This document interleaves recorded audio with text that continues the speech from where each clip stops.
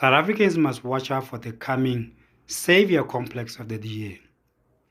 When the DA banned the South African flag and say that a coalition between the EFF, the African National Congress, and Umkhonto we was a doomsday coalition, what they were effectively saying is that black politicians, black political parties cannot work together without committing corruption. So they were trying to make sure that people will not want to have a coalition between MK, the EFF, and the ANC.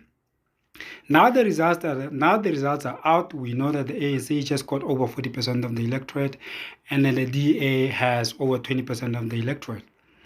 So what's going to happen that you have to watch the DA will make a U-turn and will want to form a coalition with the ANC, something that they've been working on since Ramaphosa became the president of the ANC. The only problem was that MK coming in destroyed all their plans. And then when the DA start to look to form a coalition with the ANC, what they will effectively be saying is that black political parties cannot work together without committing corruption. Unless a white political party comes and become part of the coalition, where the white political party become the savior of black political parties, because black political parties will be corrupt. The same thing that they've done in terms of the Moonshot Pact, where you have two white parties, that is the DA itself and the Freedom Front Plus. And all the other political parties are black, meaning that the white political parties in South Africa exist to cleanse black political parties of their corruption. So by wanting to form a coalition with the ANC, the DA now will be making a U-turn and claiming that the ANC is not corrupt. Because why would the DA want to work with the ANC that is corrupt? Unless they are not saying that the ANC is corrupt. They are maintaining that the ANC is corrupt. But because the ANC will be working with the DA, that means the DA will be the cleanser of the ANC corruption.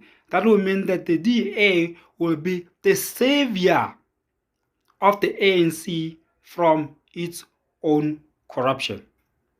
Because the way in which white supremacists work is that they don't want the indigenous groups, excuse me, the indigenous groups and the tribes of South Africa, excuse me, work together. They don't want the South African tribes to work together without white people being involved. Because when South African tribes work together without white people being involved, it will mean that black tribes or South African tribes will be self-determining and self-actualizing, which is something that white supremacists do not want.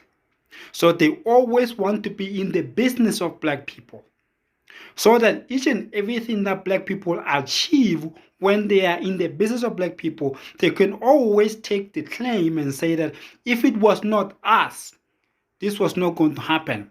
Meaning that if they form a coalition, the DA forms a coalition with the ANC, they are going to say, if it was not us, South Africa was not going to be saved.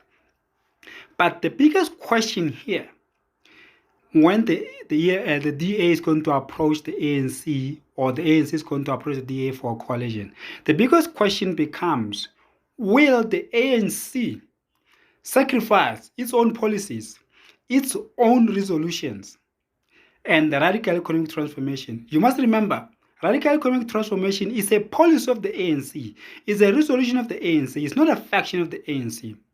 Will the ANC sacrifice the principles of the ANC, the policies of the ANC, radical economic transformation, to go into a coalition with the DA in order to serve the private sector and privatize organized international capital, just to satisfy one man, who is Ramaphosa?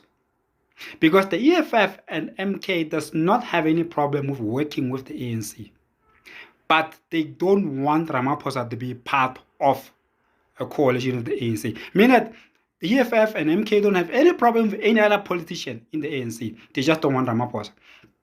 So Ramaphosa, knowing that the EFF and MK do not want him, will then want to take the ANC to the DA, which begs the question, will the ANC sacrifice its own morals, its own policies, its own resolutions, its own radical economic transformation, which is a policy of the ANC, for Ramaphosa? And how important is Ramaphosa to the ANC? Someone who has cost the ANC since he became the president.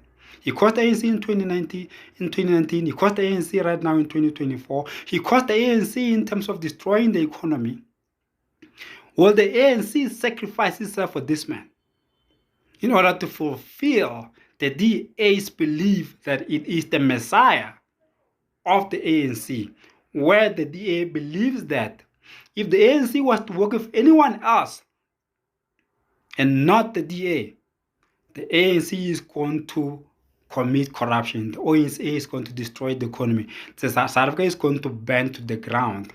But if the ANC, which is what they'll be insinuating when they accept the ANC, if the ANC works with the DA, then the DA, because it is a white man's party, because the white man claims that he is purer than the black man, then the DA is going to save the ANC from itself.